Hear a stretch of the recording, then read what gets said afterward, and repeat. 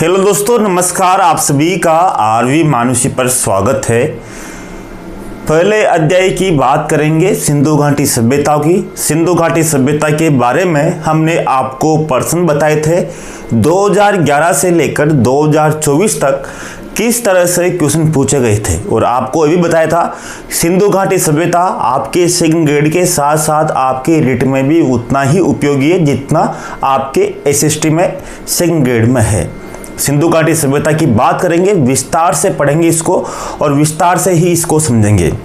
अगर मैं सिंधु घाटी सभ्यता की बात करूंगा तो आपको बता दूं, सिंधु घाटी सभ्यता की जब खोज हुई उससे पूर्व वहां से इतनी मात्रा में उस सभ्यता से इतनी ईंटें निकाली जा चुकी थी कि कराची से लेकर लाहौर तक उनकी ईंटों से, सिंधु घाटी सभ्यता की ईंटों से एक रेलवे लाइन बिछा दी गई थी, और साथ में लोगों ने अनाप शनाप ईंटें निकाल कर अपने मकानों में ढेर कर लिया था। लेकिन तब तक इसका पता किसी को नहीं लग पाया था कि ये क्या ईंटें कहाँ से आ रही है। इसकी खोज बहुत बाद में हुई। इतनी बड़ी सभ्यता थी, इतनी विशाल सभ्यता थी कि इसकी ईंटों का इतना उपयोग होने के बाद में भी अभी भी बहुत बड़ी मात्रा में वहाँ पर इसके अवशेष हैं। तो यहाँ पर विस्तार से बात करेंगे, एक एक चीज़ को समझेंगे, और आपको समझना है, एक बार पढ़ना है, उसके बाद में यहाँ से कोई भी क्वेश्चन बाहर ना निकले। ठीक है, चलो पढ़ते हैं यहाँ से।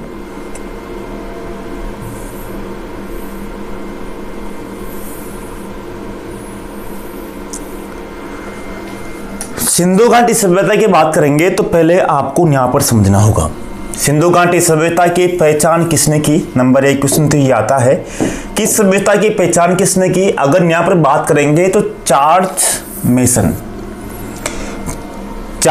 मेसन ने इस सभ्यता की सर्वप्रथम पहचान की थी। कब की थी? 1826 में। और चार्ल्स जो मेसन था, चार्ल्स मेसन के बारे में बहुत सी बार क्वेश्चन भी आते हैं। अगर यहाँ पर देखोगे तो चार्ल्स मेसन था।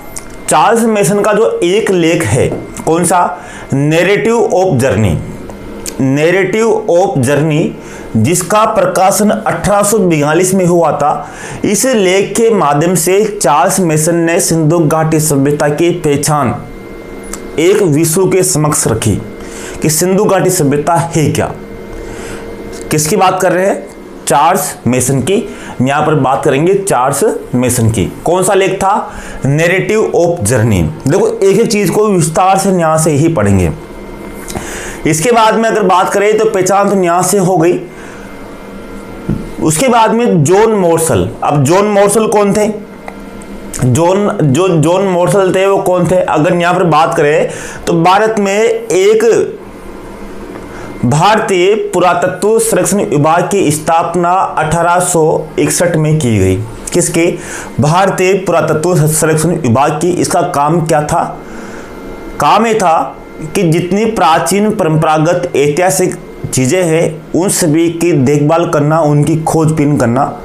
तो इसकी स्थापना कनिंघम के निर्देशन में इसकी स्थापना हुई।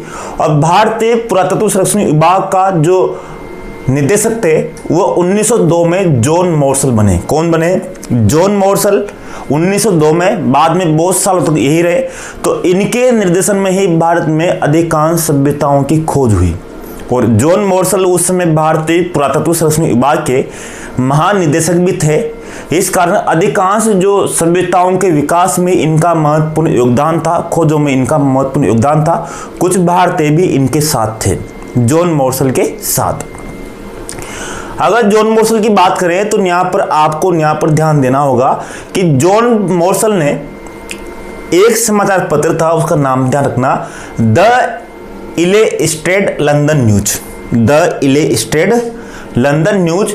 इसमें ही सर्वप्रथम सिंधु सभ्यता का नाम इन्होंने दिया। सिंधु सभ्यता, पहले तो अलग अलग नाम बोलते हैं, लेकिन सिंधु सभ्यता का नाम किन्होंने जॉन मॉर्सल ने यहाँ पर द इलेस्ट्रेटेड लंदन न्यूज में इसका नाम दिया। अभी आपने देखा कि प्रश्न किस तरह से आ रहे हैं, प्रकृति किस तरह से आ रही है। सब चीज़ों को यहाँ पर पढ़ेंगे, एक एक चीज़ को यहाँ पर पढ़ेंगे। जॉन मोर्सल की बात करते हैं तो जॉन मोर्सल कौन थे? अब इस बात को आप समझ गए होंगे कि ये भारतीय पुरातत्व सर्वेक्षण विभाग के महानिदेशक थे उस समय। 1902 में ये बने थे। चार्ल्स मेसन कौन थे आप समझ गए होंगे। अब यहाँ पर बात करें तो सिंधु घाटी सभ्यता की खोज किसने की? देखो, सिंधु घाटी सभ्यता की खोज की बात करें तो यहाँ पर अगर बात करें तो पहला स्थान था यहाँ पर हड़प्पा, मोहनजोदड़ो, चहुंदड़ो, राखी गढ़ी, कालीबंगा, रोथल, रंगपुर, बहुत सारे स्थान थे, लेकिन इन स्थानों में से बात करें तो पहला स्थान था यहाँ पर हड़प्पा की खोज हुई 1921 में। अब 1921 में इसकी खोज हुई, इस कारण इस सभ्यता को हड़प्पा सभ्यता भी कहते हैं क्योंकि प्रथम जो स्थान था हड़प्पा का वो था हड़प्पा। इस कारण सिंधु घाटी सभ्यता को यहाँ पर हड़प्पा भी बोलते हैं। तो सिंधु घाटी सभ्यता किसने नाम दिया? जॉन मोर्सल ने नाम दिया। अब यहाँ पर एक बात समझना, देखो दयाराम साहनी थे। दयाराम साहनी ने यहाँ पर बात करें तो दयाराम साहनी ने हड़प्पा सभ्यता की जो 1921 में इनके निर्देशन में इसका पता लगाया। उसके बाद में 1922 में मोहनजोदड़ो, अगर बात करें तो 1922 में मोहनजोदड़ो का जो पता लगाया राखलदास बनर्जी ने। अब इन दोनों में ही थोड़ा बहुत कंफ्यूजन होता है, तो एक बात यहां पर समझना, राखलदास बनर्जी में अगर आप देखोगे तो मैं यहाँ लिखता हूं राखलदास बनर्जी, ये राखलदास बनर्जी यहां पर लिखते हैं राखलदास बनर्जी। अब बनर्जी में यहाँ देखोगे राखलदास बनर्जी में यहाँ पर ज है, और मैं यहाँ लिखूँ मोहनजोदड़ो, तो यहाँ पर देखोगे मोहनजोदड़ो में भी क्या है? ज है। तो राखलदास बनर्जी ने किसकी खोज की थी? मोहनजोदड़ो की। और दयाराम साहनी ने किसकी? हड़प्पा की। उसमें ज नहीं, दोनों में। दयाराम साहनी में भी कोई ज नहीं है, हड़प्पा में भी कोई ज नहीं है। तो दयाराम साहनी का संबंध किससे है? हड़प्पा से है। और राखलदास बनर्जी जी में ज है, हड़प्पा में क्या है? ज है। एक बात और, सिंधु घाटी सभ्यता में बात करें तो बहुत सी जगह तो जो साउथ है, जैसे इंसान की मृत्यु होने के बाद में उनकी शवों को बहुत सी बार तो दफनाते थे। क्या करते थे? दफनाते थे। अब बहुत सी जगह जलाते थे। क्या करते थे? जलाते थे। अगर यहाँ पर बात करो तो आप यहाँ पर देखो जलाना में क्या है? ज है। और मोहनजोदड़ो में क्या है? ज है। तो जलाने के जो अवशेष मिले हैं वो कहाँ मिले हैं? ज में, मोहनजोदड़ो में। यहाँ पर ज आपने यहाँ पर ध्यान देना, ठीक है। और दफनाने के अवशेष कहाँ मिलेंगे? फिर हड़प्पा में। बातें तो आगे बहुत सारी करेंगे, लेकिन यहाँ पर आपको एक चीज को यहाँ पर समझना है, ठीक है। अब वहां पर किसने ये आया था कि स्थल तो बहुत सारे हैं, सिंधु घाटी सभ्यता के स्थल बहुत सारे हैं, लेकिन उनमें से सिंधु घाटी सभ्यता के एक नगरीय सभ्यता थी, भारत की प्रथम नगरीय सभ्यता थी, प्रथम पूर्ण विकसित नगरीय सभ्यता थी। इसके बारे में अलग अलग कथन है जिसके बारे में बात करेंगे। लेकिन उस सभ्यता में जो 8 प्रमुख नगर थे, कितने? 8 प्रमुख नगर थे। कौन कौन से थे? जैसे नंबर 1 हड़प्पा, दूसरा मोहनजोदड़ो, चहुंदड़ो, कालीबंगा, बनवाली, लोथल, धोलावीरा, सुरकोटला। ये 8 प्रमुख नगर थे जो उस समय के महत्वपूर्ण थे यहाँ पर। तो 8 नगर आपको यहाँ पर ध्यान देना होगा। अगर बात करें तो इन 8 नगरों में से जो 8 थे, इनमें बहुत सी बार आता है कि जो ये 8 थे, इन 8 नगरों में से जो बड़े नगर थे, जो 8 बड़े शहर थे, इन 8 बड़े शहरों में से सबसे नवीनतम कौन सा था? यहाँ पर था धोलावीरा। कौन सा? धोलावीरा 1991 में इसका व्यापक उत्खनन शुरू हुआ। बाकी के पहले हो चुके थे। ऑप्शन में बहुत सी बार आता है हड़प्पा, बनवाली, लोथल, धोलावीरा। इनमें से नवीनतम कौन सा शहर है? तो इसमें आपके धोलावीरा है। प्राचीनतम कौन सा है? हड़प्पा है। सबसे पहले इसकी खोज हुई थी, इसको प्राचीनतम बोलते हैं। अगर बात करें तो नवीनतम जो स्थल है वो है बालाथल और कुनाल। बालाथल का जो उत्खनन हुआ जो वो 1995 में हुआ, और कुनाल कहाँ पर है? हरियाणा में। इसका उत्खनन हुआ 1997 में। नवीनतम स्थल की बात करें, लेकिन ये नगर नहीं थे बड़े बड़े, ये छोटे मोटे थे। लेकिन जो 8 थे बड़े बड़े नगरों में बात करेंगे तो धोलावीरा नवीनतम है। और छोटों की बात करेंगे तो नवीनतम में बालाथल राजस्थान में है, कुनाल हरियाणा में है। जो और नवीनतम है इसके जो उत्खनन है वो तो 1997 में ही हुआ। अब यहाँ पर मैं बात करूँगा सिंधु घाटी सभ्यता की बात करते हैं तो बहुत सी बार ये आता है कि इसका विस्तार कहाँ था। इसका विस्तार मुख्यतः भारत पाकिस्तान में ही था, लेकिन अफगानिस्तान में दो स्थल मिले हैं। सिंधु घाटी सभ्यता के दो स्थल मिले हैं। कौन कौन से? एक तो सोरतुगई, एक मुंडीकाक। सोरतुगई और मुंडीकाक ये दो स्थल है कहाँ पर? अफगानिस्तान में। और इन दोनों स्थलों से बहुत सी बार क्वेश्चन आया है। अभी रिट प्री में भी आया 2025 में, सेकंड ग्रेड में तो कितनी बार आ चुका है। जैसे पहले पूछा गया कि सिंधु घाटी सभ्यता के कौन से स्थान से नहरों के अवशेष मिले हैं? अफगानिस्तान से। और बहुत सी बार यह आया कि अफगानिस्तान का कौन सा ऐसा स्थान है, ऐसा स्थल है जहां से नहरों के अवशेष मिले, जिससे ज्ञात होता है कि सिंधु घाटी सभ्यता में भी सिंचाई की सुविधाएं थी। तो कौन सा था? सोरतुगई। सोरतुगई से नहरों के अवशेष मिलते हैं। कौन से? नहरों के अवशेष कहां से मिलते हैं? सोरतुगई से। मुंडीकाक और सोरतुगई दो स्थान हैं कहां पर? अफगानिस्तान में। ठीक है, ये बेसिक जानकारी है जो आपको अब अलग अलग चीजें यहां पर ध्यान देना। सिंधु घाटी सभ्यता के बारे में अलग अलग लोगों की अलग अलग राय है। ठीक है, कौन कौन सी राय है चलो देखते हैं। देखो, एस.एन. राव का कथन क्या है? ये सब एनसीईआरटी बुक्स क्या है जो कथन है, बहुत सी बार आता है और आया भी है। एस.एन. राव कहते हैं कि मार्शल ने भारत को जहां पर पाया था उससे 3000 पूर्व पीछे छोड़ा।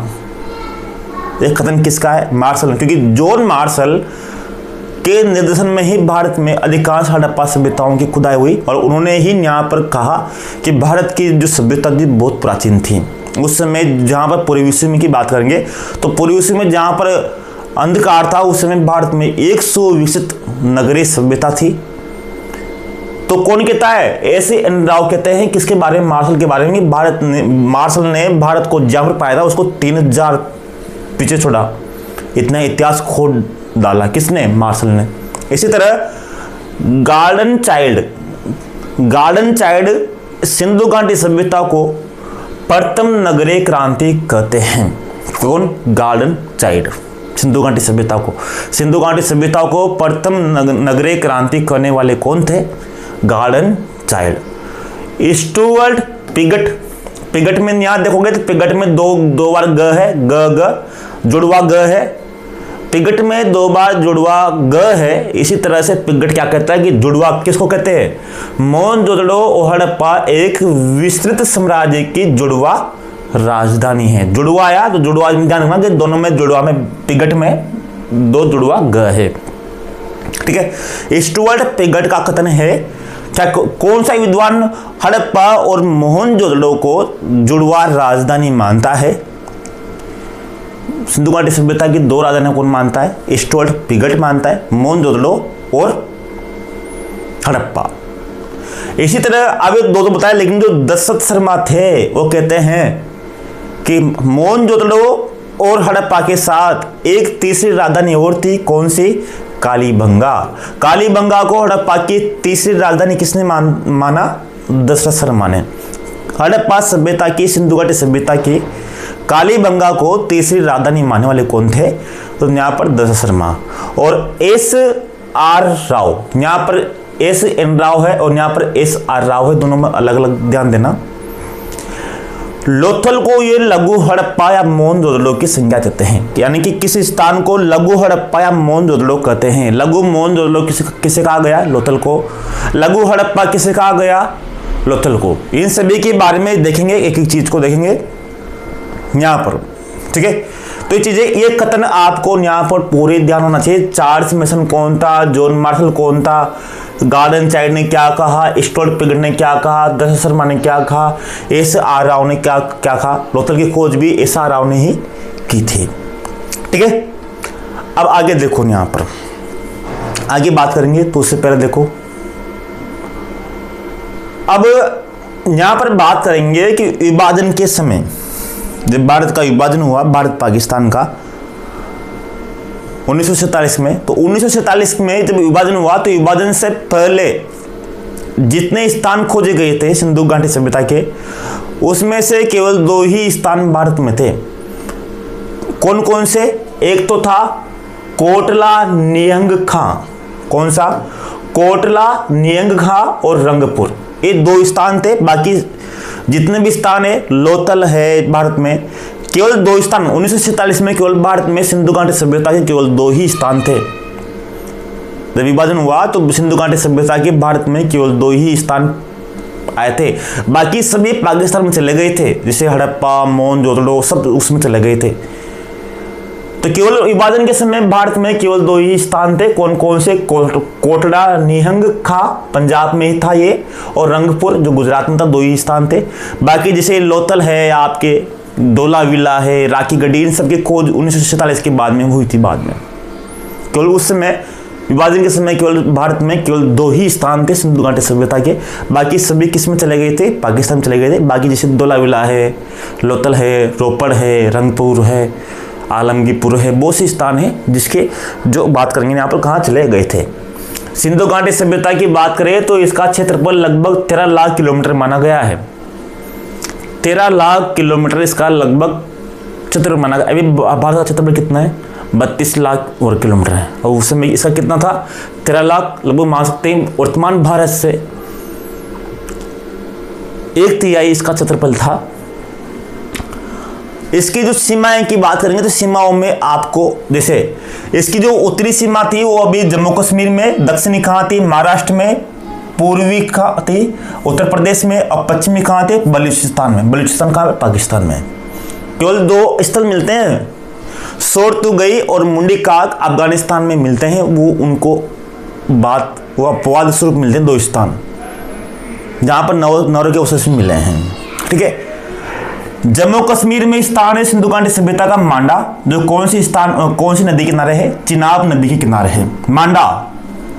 ध्यान रखना, मांडा जो जम्मू कश्मीर में है सिंधु घाटी सभ्यता का सबसे उत्तरी स्थान है, जो चिनाब नदी के किनारे है।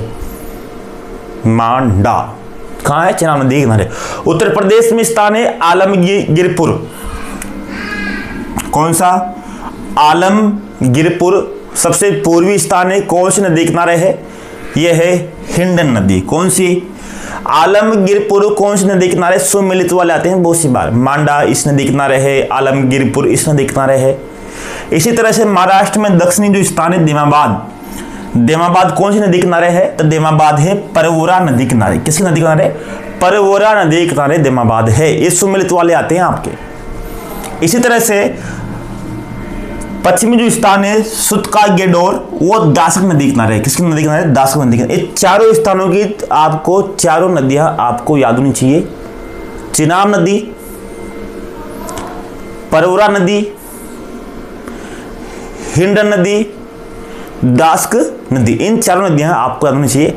अब इनमें बात करेंगे जैसे आपके पाकिस्तान में जो स्थल है, पाकिस्तान में कौन कौन से स्थान है सिंधु घाटी सभ्यता के? वो अधिकांशतः सिंधु और रावी नदी के किनारे ही है। जैसे आपके सिंधु नदी किनारे बहुत से स्थान है, जैसे मोहनजोदड़ो भी वहाँ पर ही है, चहुंदड़ो भी सिंधु नदी किनारे ही है, रावी की नदी किनारे आपके हड़प्पा है। तो 4 स्थान जो है आपके, चारों स्थान में आपको ये तो याद रखना ही है कि कौन कौन सी नदी किनारे है। परवरा नदी दक्षिण में है, चिनाब नदी उत्तर में है, हिंडन नदी पूर्व में है, दासक नदी पश्चिम में है। ये 4 नदियां हैं। 4 नदियों के किनारे 4 बसे हुए हैं। इनकी उत्तर पूर्व दक्षिण पश्चिम की सीमा ये चारों बनाती हैं। चारों नदियां इसकी सीमा बनाती है। अब इसमें से नदियां बताए तो जैसे अब सिंधु नदी है, जैसे सिंधु नदी के किनारे कौन कौन सी सभ्यता स्थल थे? मोहनजोदड़ो, चहुंदड़ो और कोट दीजी, ये तीनों स्थान पाकिस्तान में है। कोट दीजी हुआ, चहुंदड़ो हुआ, मोहनजोदड़ो हुआ, ये तीनों ही सिंधु नदी किनारे है और तीनों ही पाकिस्तान में है। इसी तरह रावी नदी किनारे कौन सा है? हड़प्पा है। रावी नदी किनारे कौन सा है? हड़प्पा। अब बहुत सी बार जैसे मोहनजोदड़ो कौन सी नदी किनारे है? सिंधु नदी किनारे है। इस कारण मोहनजोदड़ो को सिंध का नकलिस्तान भी कहते हैं। क्या कहते हैं? सिंध का नकलिस्तान। भादर नदी, भादर में र है, र से क्या बन रहा है? रंगपुर। रोजदी, रोजदी में र है, रोजदी और रंगपुर दोनों भादर नदी के किनारे है। भादर में पीछे र है, र से बन रहा है रंगपुर, र से बन रहा है रोजदी। सिंधु नदी के किनारे, सिंधु नदी कहाँ पर है? पाकिस्तान में। पाकिस्तान में कौन कौन सी स्थल है? पाकिस्तान में मोहनजोदड़ो है, चौंदड़ो है और कोट दीजी है। ये तीनों ही सिंधु नदी के किनारे है। रावी नदी किनारे हड़प्पा, भादर नदी किनारे रंगपुर रोजदी है। और सतलज नदी कहाँ पर है? पंजाब में है, भारत के। और पंजाब में कौन कौन से स्थान है भारत के? रोपड़ और बाड़ा, दोनों कहाँ पर है? पंजाब में है। रोपड़ को तो आधुनिक रूपनगर भी कहते हैं। र है तो र से रूपनगर, रोपड़ से रोपड़ और बांडा कहाँ पर है? पंजाब में। सतलज नदी किनारे रोपड़ और बांडा। बोगवा नदी किनारे कौन सा है? लोथल है। बोगवा नदी किनारे कौन सा है? लोथल है। ठीक है, ये नदियां आपको याद होनी चाहिए। आगे बात करेंगे तो उससे पहले आपको और समझना है। देखो, अगर बात करें तो सिंधु घाटी सभ्यता थी। सिंधु घाटी सभ्यता को जो था, उसके जो नगर थे, वो नगरों को जो आंतरिक व्यवस्था थी वो दो भागों में थी। एक था पश्चिमी भाग, एक था पूर्वी भाग। ठीक है, एक था पश्चिमी भाग, एक था पूर्वी भाग। पश्चिम भाग और पूर्वी भाग, पश्चिम भाग में जो रहने वाले व्यक्ति थे वो संभ्रांत कुल के थे, और पूर्वी भाग में जो रहने वाले लोग थे वो सामान्य तरह के व्यक्ति। दो भागों में प्रत्येक नगर विभक्त था। सिंधु घाटी सभ्यता के जो नगर थे वो दो भागों में विभक्त थे, लेकिन इसका अपवाद कहाँ मिलता है? इसका अपवाद मिलता है धोलावीरा में। कहाँ पर? धोलावीरा में। ये धोलावीरा तीन भागों में विभक्त था, ये बात ध्यान रखना। बाकी सभी नगर पूर्वी और पश्चिमी दो भागों में विभक्त थे, लेकिन जो धोलावीरा था वो तीन भागों में विभक्त था। धोलावीरा कहाँ पर है? आपको यहाँ पर ध्यान देना होगा। धोलावीरा एक 8 प्रमुख नगरों में इसकी गिनती की जाती है, और 8 प्रमुख नगरों में से ये सबसे नवीनतम स्थल भी माना जाता है धोलावीरा। अगर बात करें तो अलादीनो पाकिस्तान में है। अलादीनो सिंधु घाटी सभ्यता का सबसे छोटा स्थान। लेकिन अगर भारत की बात करेंगे तो भारत में सबसे छोटा स्थान कौन सा है? राखी खड़ी।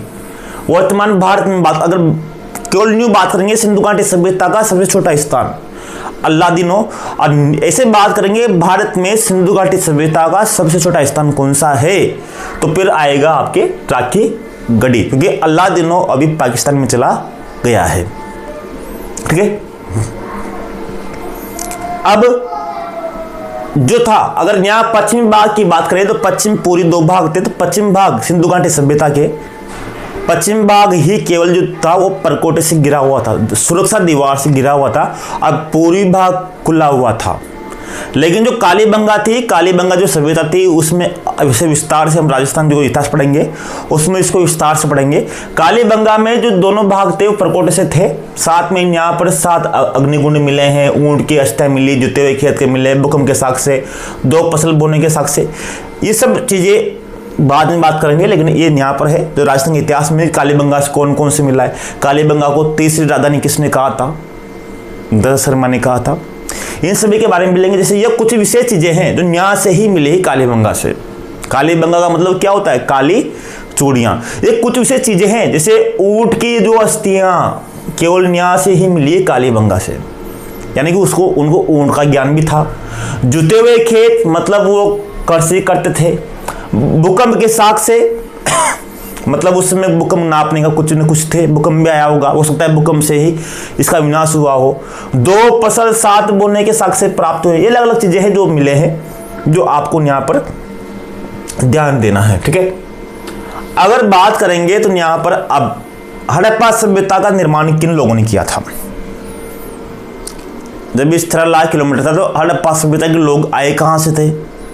इसका निर्माण करने वाले लोग कौन थे और कहाँ चले गए? अलग अलग बातें हैं, जिसमें से यहाँ पर 2-3 बातें आपको यहाँ पर ध्यान देनी है। कौन कौन?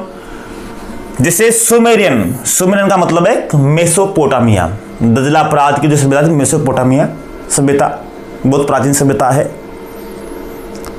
वहाँ के लोग भारत में आए थे, उन लोगों ने ही यहाँ पर सिंधु घाटी सभ्यता का निर्माण किया। मेसोपोटामिया सुमेरियन सभ्यता के यहाँ मेसोपोटामिया के बहुत से शब्द मिलते हैं जो मेच खाते हैं, व्यापार के भी सबूत मिलते हैं। मेसोपोटामिया के जो लोग थे सिंधु घाटी सभ्यता की जो कपास को मेलुहा शब्द के नाम से प्रयोग करते थे। अगर यहाँ पर बात करेंगे सुमेरियन जो मेसोपोटामिया का जो मानते हैं कि सुमेरियन लोग थे, इसका निर्माण करने वाले वो कौन कौन थे, तो ये आपको यहाँ पर ध्यान रखना होगा। गार्डन चाइल्ड, व्हीलर और क्रेमर। गार्डन चाइल्ड ने क्या कहा था, सिंधु घाटी सभ्यता को प्रथम नगरीय क्रांति कहा था। और जो व्हीलर था, ये व्हीलर का योगदान रहा है किसमें, हड़प्पा और मोहनजोदड़ो के उत्खनन में। व्हीलर साथ में था राखलदास बनर्जी और दयाराम साहनी के साथ इन्होंने काम किया व्हीलर ने। तो गार्डन चाइल्ड, व्हीलर और क्रेमर ये तीनों मानते हैं कि जो इसका निर्माण किया वो किसने किया था, सुमेरियन की सभ्यता ने। सोती संस्कृति के लोग ने इसका निर्माण किया, कौन मानते, अमलानंद घोष और धर्मपाल अग्रवाल। और अन्य में भूमध्य सागरीय थे, आर्य थे, अलग अलग मत आते हैं बहुत सारे जिनके बारे में अलग अलग विचार है, लेकिन दो तो आपको यहाँ पर ध्यान देना होगा। ठीक है, इन दोनों के बारे में तो आपको यहाँ पर ध्यान रखनी ही होगी। अब बात करूंगा यहाँ पर एक एक के बारे में बात करेंगे, एक एक सभ्यताओं के बारे में यहाँ पर बात करेंगे, एक एक चीजों के बारे में यहाँ पर देखेंगे, बात करेंगे। पहला सभ्यता लेंगे वो लेंगे हड़प्पा सभ्यता। हड़प्पा सभ्यता की खोज किसने की, खोज की बात करेंगे तो दयाराम साहनी ने की थी। सबसे पहले खोजा गया था 1921 में। अगर यहाँ पर बात करें तो दयाराम साहनी के दौरान यहाँ पर 1921 में इसका सर्वेक्षण किया गया और 1923 से 1925 के बीच में हड़प्पा सभ्यता का इनके निर्देशन में ही उत्खनन हुआ। 2 सालों तक इसका क्या हुआ, उत्खनन हुआ हड़प्पा सभ्यता का 1923 से 25 के बाद में। और इस हड़प्पा सभ्यता के उत्खनन में अन्य कौन कौन संबंधित थे, तो एक तो माधव स्वरूप वत्स और व्हीलर। यहाँ वत्स और व्हीलर में दोनों में वह है। हड़प्पा में माधव स्वरूप वत्स और व्हीलर वही था जो मानते हैं कि इस सभ्यता का निर्माण सुमेरियन लोगों ने किया था। तो ये तीन नाम ध्यान रखना है कि दयाराम साहनी, माधव स्वरूप वत्स और व्हीलर, इन तीनों का योगदान इसमें रहा था हड़प्पा सभ्यता के विकास में। सर्वेक्षण तो 1921 में हो गया था, उत्खनन 1923 से 25 के बीच में हड़प्पा का सभ्यता का हुआ। अब यहां पर मुख्य चीजें क्या है कि हड़प्पा सभ्यता से ही सबसे लंबा अभिलेख मिला है, जिसमें कितने अक्षर थे, 26 अक्षर थे। सबसे जो लंबा ऐसा है कि हड़प्पा सभ्यता की जो भाषा है वो अभी तक नहीं पढ़ी गई है, और जिस भाषा को पढ़ा नहीं जा सकता उसको आदि ऐतिहासिक काल कहते हैं। क्या कहते हैं, आदि ऐतिहासिक काल उसको कहते हैं। सबसे लंबा अभिलेख 26 अक्षर वाला था। कहाँ से मिला है, हड़प्पा से ही मिला है। अब न्यास की चीजें देखते हैं हड़प्पा से। इसी तरह से न्यास से हड़प्पा से एक जो धरती माता की मूर्ति मिली है। धरती माता क्या है, धरती माता का मतलब यह है कि यहाँ से एक स्त्री के गर्भ से निकलने वाले पौधों की मूर्ति मिलेगी। एक नग्न स्त्री थी, उस नग्न स्त्री के पेट से एक पौधा निकलता हुआ एक मरण मूर्ति मिली है, जिसको जॉन मार्शल ने क्या कहा था, धरती माता कहा था। तो धरती माता किसने कहा था, जॉन मार्शल ने कहा था। जॉन मार्शल आप जानती हो। तो हड़प्पा के बारे में सबसे लंबा अभिलेख, भारत माता की मूर्ति भी यहाँ से मिली, और सर्वाधिक लेख युक्त मोहरे, लेख जिन पे लेख लिखे हुए हैं, किसी पे पशुपतिनाथ की मुद्रा है, किसी पे एक लिंग की मुद्रा है, किसी भी एक सिंह वाले गेंडे की लेख है। तो सर्वाधिक जो लेख युक्त जो मोहरे हैं कहाँ से मिली है, हड़प्पा से मिली है। लेकिन अगर कुल मिलाकर जो मोहरे जिसे किसी पे कुछ नहीं लिखा, सर्वाधिक जो मोहरे मिली है वो तो मोहनजोदड़ो से मिली है। लेकिन अगर बात करें लेख युक्त की बात करेंगे तो कहाँ से मिली है। और साथ में ही हड़प्पा से एक बात ध्यान रखना है कि यहाँ पर जो शवों की जो अंतिम क्रिया है वो विशेष यहाँ पर महत्वपूर्ण थी।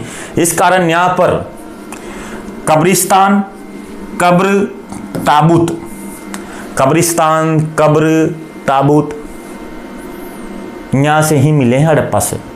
जैसे कब्रिस्तान R37, इसी तरह से एक विदेशी की कब्र, लकड़ी का ताबूत, ये तीनों ही यहाँ से हड़प्पा सभ्यता से मिले हैं। दूसरा महत्वपूर्ण नगर कौन सा है, ये है आपके मोहनजोदड़ो। अब हड़प्पा कहाँ पर है? रावी नदी के तट पर है। ठीक है, अब बात करेंगे मोहनजोदड़ो की। मोहनजोदड़ो की जो खोज कब हुई? 1922 में। किसने की? राकलदास बनर्जी ने की। ज है, जलाने के अवशेष यहाँ से मिलते हैं। दोनों को जुड़वा की राजधानी किसने कहा? पिगट। पिगट में 2 बार ग है, जुड़वा, पिगट ने कहा था। अब इसमें जो योगदान रहा मोहनजोदड़ो के उत्खनन में, अन्य में व्हीलर का भी रहा और जॉर्ज डेल्स का भी रहा। तो व्हीलर तो इसमें भी है हड़प्पा में, और व्हीलर इसमें भी है मोहनजोदड़ो में, दोनों में ही व्हीलर है। और जॉर्ज डेल्स और माधोसुर इसमें अलग अलग है। मोहनजोदड़ो से ही सर्वप्रथम पता लगा है कि सिंधु घाटी सभ्यता 7 बार उजड़ने और बसने के साक्ष्य यहाँ से मिले हैं। कहाँ से? मोहनजोदड़ो सभ्यता से। यहाँ से विशाल नागर और स्नानागार मिला है। कांसे की नर्तकी की मूर्ति मिली है। पशुपतिनाथ की मूर्ति मिली है। पशुपतिनाथ को ही सर्वप्रथम मूर्ति को जॉन मॉर्सल ने आदि शिव की उपमा दी है। किसकी? आदि शिव का है। किसने? जॉन मॉर्सल ने। मॉर्सल ने कहा है अधिकांश था, जिसे धरती माता की मूर्ति का नाम भी किसने कहा? मॉर्सल ने कहा। आदि शिव भी किसने कहा? मॉर्सल ने कहा। और यहाँ से जो कंकाल मिले हैं, उन कंकालों में मलेरिया के साक्ष्य मिले हैं कि उस समय बीमारी थी, मलेरिया की भी बीमारी थी। कहाँ से? मोहनजोदड़ो से। ये चीज़ें आपको यहाँ पर ध्यान रखनी है। ठीक है, बाकी आपको पता है मोहनजोदड़ो कोस नदी किनारे है, सिंधु नदी के किनारे है, जलाने के अवशेष, ये चीज़ें यहाँ पर आपको ध्यान रखनी है।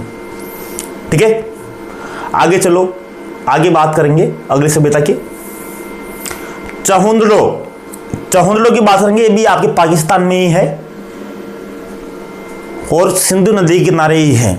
चहुंदड़ो की बात करेंगे तो इसकी जो खोज हुई वो मजुमदार के द्वारा 1931 में हुई और 1935 में अर्नेस्ट मेके के द्वारा इसका उत्खनन किया गया।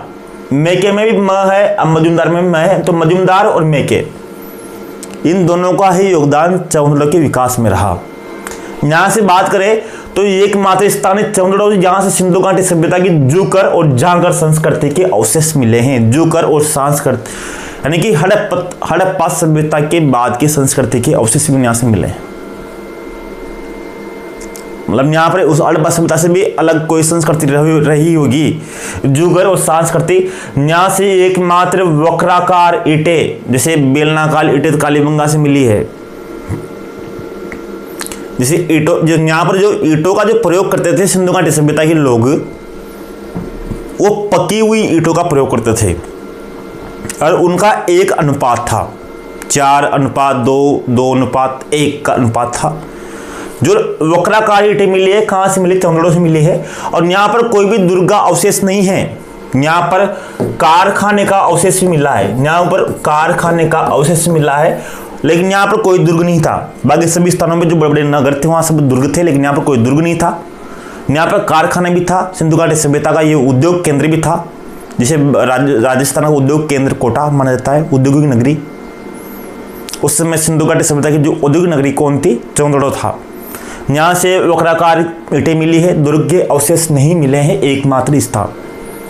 अगला है लोथल। लोथल की खोज हुई 1954 में, किसके द्वारा? S.R. राव के द्वारा। S.R. राव ने ही इस क्या कहा था? लोथल को लघु हड़प्पा कहा था। लोथल का जो उत्खनन है इनके द्वारा ही उत्खनन किया गया। कब से? 1955 से 1962 के बीच में इनके द्वारा उत्खनन किया गया और यहाँ से बहुत चीज़ें मिली है, क्योंकि ये लोथल एक बंदरगाह था। गुजरात में एक बंदरगाह स्थल था और बंदरगाह था तो यहाँ से व्यापार होता था। तो व्यापार में यहाँ से फारस की मोहरें मिलती है। कहाँ से? यहाँ से लोथल से फारस की मोहरें मिली। 3 युगल समाधियाँ मिली यहाँ पर। युगल, जैसे मैंने कहा, जलाने के अवशेष कहाँ से मिले? मोहनजोदड़ो से। दफनाने के अवशेष कहाँ से मिले? दफनाने की जो अवशेष मिले वो हड़प्पा से। और युगल समाधियाँ कहाँ से मिली? तो लोथल से मिली। मुख्य सड़क के जो दरवाजे थे, जो अगर बात करें जो सिंधु घाटी सभ्यता के जो घर थे, उन घरों के जो दरवाजे थे वो सड़क की तरफ न खुलकर पीछे खुलते थे। मुख्य सड़क की तरफ उनके दरवाजे नहीं थे, लेकिन एकमात्र अपवाद मिलता है यहाँ पर लोथल, जिसके दरवाजे मुख्य सड़क की तरफ ही खुलते हैं। अभी जिसे वर्तमान में अभी देखोगे तो सभी घरों के वर्तमान समय में जो दरवाजे हैं वो मुख्य सड़क की तरफ ही रहते हैं, लेकिन उस समय उल्टा था। वर्तमान समय के अनुसार तो लोथल में था, लोथल में ही मुख्य सड़क की तरफ दरवाजे खुलते थे। यहाँ पर विशाल गोदी बाड़ा मिला है। गोदी बाड़ा का मतलब जहाज का एक बहुत बड़ा गोदाम, जहाँ पर जहाज आते होंगे, रिपेयर होते होंगे, ठीक है। इसी तरह से पंचतंत्र की एक चालाक लोमड़ी का एक मर्तबान मिला है, जिसमें एक उकेरा गया है। पंचतंत्र की कहानी की तरह एक लोमड़ी, जो चालाक लोमड़ी वाला एक मर्तबान है। हाथी दांत से बना पैमाना भी यहाँ से मिला है। हाथी दांत का जो पैमाना है स्केल भी यहाँ से मिला है। इसी तरह से यहाँ से तराजू के पलड़े मिले हैं। तराजू तोलने का जो काम आता है, तराजू के पलड़े, हाथी दांत के पैमाना। चावल के अवशेष भी यहाँ से मिले हैं। बकरे के दफनाने के अवशेष भी यहाँ से मिले हैं। चावल के साग से, बकरे के दफनाने के जो साग से, हाथी स्केल का साग से, तराजू के साग से, ये सब यहाँ से। तो लोथल के बारे में ये चीज़ें आपको यहाँ पर ध्यान देनी होगी। अब दो व्यक्ति और है, जगपति जोशी और रविंद्र सिंह बिष्ट। जगपति जोशी ने 2 स्थानों की खोज की थी। कौन कौन से? एक तो सुरकोटड़ा और एक धोलावीरा। जगपति जोशी के द्वारा खोज की गई सुरकोटड़ा और धोलावीरा की, और रविंद्र सिंह बिष्ट के द्वारा उत्खनन किया गया धोलावीरा का और बनवाली का, ठीक है। तो दोनों ने दो काम किया। जैसे धोलावीरा की खोज किसने की? जगपति जोशी के द्वारा। इसका उत्खनन किसने किया? रविंद्र सिंह बिष्ट द्वारा। सुरकोटड़ा की खोज किसने की? जगपति जोशी। ये सब यहाँ पर समझे आपके यहाँ पर दिया हुआ है, ठीक है।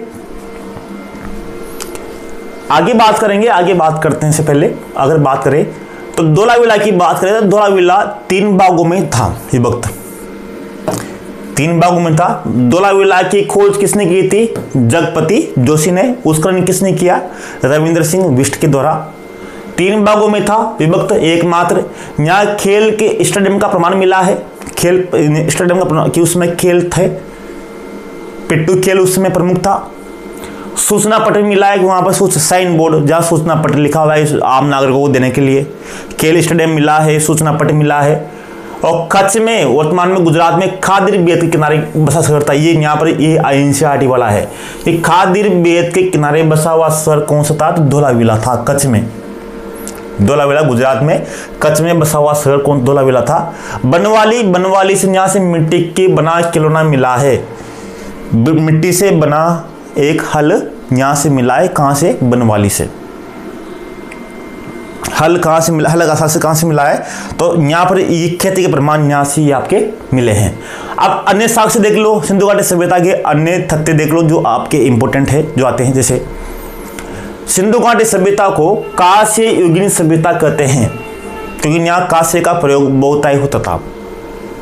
इसको नगरीय सभ्यता भी कहते हैं, क्योंकि यहाँ पर बड़े बड़े नगरों के अवशेष मिले। भारत का प्रथम नगरीय सभ्यता थे। इसको नगरीय क्रांति भी कहते हैं, गार्डन चाइल्ड ने कहा था। इसको आदि ऐतिहासिक सभ्यता भी कहते हैं। आदि ऐतिहासिक सभ्यता ऐसी सभ्यता जिसकी भाषा तो जानते हैं लेकिन जिसको पढ़ा नहीं जा सकता। जिसकी भाषा तो जानते हैं भाई, भाषा ये वाली है, लेकिन जिसको पढ़ा नहीं जा सकता उसको आदि ऐतिहासिक सभ्यता कहते हैं। सिंधु घाटी सभ्यता के तक के अक्षरों को आज दिन तक पढ़ा नहीं जा चुका है, केवल अनुमान लगाया गया है, ठीक है। पक्की ईंटों का प्रयोग करते थे केवल 2 जगह, जैसे कालीबंगा और रंगपुर में ही कच्ची ईंटों का प्रयोग मिलता है, लेकिन पक्की ईंटों का प्रयोग करते थे, जिनका अनुपात क्या था? 4:2:1। और वक्राकार ईंटें कहाँ मिली थी? चहुंडलों में। मात्र सत्तात्मक व्यवस्था थी। मात्र सत्तात्मक का मतलब है कि जो परिवार थे मात्र सत्तात्मक थे। महिला की स्थिति प्रमुख थी। महिलाओं की स्थिति बहुत अच्छी थी। जैसे महिलाओं की कांस्य नर्तकी मिली हो, महिला की जो कांस्य नर्तकी मिली हो, या फिर महिलाओं के बारे में अलग अलग चीज़ें मिली हो। इससे पता लगता है कि उस समय जो मात्र सत्तात्मक थी ये व्यवस्था सिंधु घाटी सभ्यता। कपास खेती के प्रमाण यहाँ से ही मिले हैं। वर्ग विभेद था, वर्ग ऊंच नीच था। वर्ग विभेद व्यापारिक ऊंच नीच का भाव था उस समय, लेकिन ये था ये छुआछूत नहीं था। मतलब ऊंच वर्ग विभेद का मतलब ये कि वो थोड़ा बड़ा आदमी है, छोटा आदमी है, ये धनिक है, ये व्यापारी, ये वाला। शाकाहारी मांसाहारी दोनों थे। ऐसा नहीं कि भाई वो शाकाहारी थे, मांसाहार का प्रयोग करते थे, मांस का प्रयोग करते थे। मूर्ति पूजा की भी अवशेष मिले हैं, जैसे वहाँ पर एक मूर्ति मिली है पशुपतिनाथ की, तो मूर्ति पूजा की भी अवशेष मिले, लेकिन मंदिर का कोई साक्ष्य नहीं मिला यहाँ से। मैं मंदिर थे नहीं थे, लेकिन मूर्ति पूजा भी मान सकते हैं, कितना आते हैं ये सब चीजें आपके कि क्या क्या सही है क्या क्या। स्वास्तिक चिन्ह भी यहाँ से मिला है, स्वास्तिक चिन्ह भी यहाँ की देन है। कपास की खेती भी इसी सभ्यता की देन है भारत से। स्वास्तिक चिन्ह और कपास की खेती के दोनों यहाँ के देन है। पशु बलि का प्रमाण मिलेंगे यहाँ से, पशु बलि भी यहाँ पर दी जाती थी, पशु बलि के प्रमाण मिलेंगे। पशुओं की बात करेंगे तो जिनको घोड़े की जानकारी नहीं थी और लोहे की जानकारी नहीं थी, घोड़े की बात करेंगे, घोड़े के अस्थि पंजर मिले हैं लेकिन व्यापक रूप से नहीं, जिसलिए ये प्रमाण तो मिलते हैं भाई घोड़े के अस्थि पंजर मिले हैं लेकिन व्यापक रूप से नहीं मिले। बड़े बड़े जैसे मोहनजोदड़ो हड़प्पा से मिले ही नहीं ये वाले घोड़े के सबूत, तो इसलिए घोड़े के और लोहे की इनको प्रयोग मालूम नहीं था। सिंधु घाटी सभ्यता में सबसे पवित्र वृक्ष था पीपल, सबसे पवित्र पशु था कुबड़ वाला बेल और सबसे पवित्र पक्षी था बतख। ये लाल काले मर्तबान का प्रयोग करते थे, बहु चित्रात्मक लिपि का प्रयोग करते थे। बहु चित्रा का मतलब है कि जो जिसमें दाएं से बाएं तरफ, पहले तो बात करेंगे ये लिखते थे पहले दाएं से और नहीं उल्टी दिशा लिखते थे। ये मैंने यहाँ इस तरह से अगर मैं बात करूँ जैसे मैं लिख रहा हूँ यहाँ पर ये पेज है ठीक है।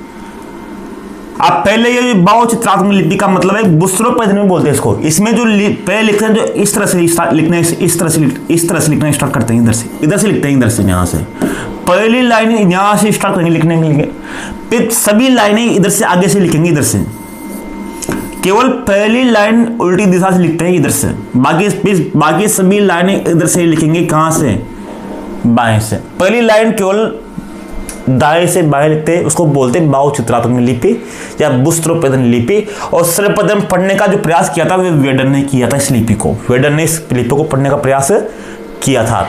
और इसमें एनसीईआरटी में इस सभ्यता में एक हाजी पक्षी का उल्लेख हुआ है। तो हाजी पक्षी का मतलब था मोर। तो इस बात को आप समझे होंगे कि ये आपके सिंधु घाटी सभ्यता थी। सिंधु घाटी सभ्यता के बारे में आप समझे, विस्तार से मैंने आपको बताया।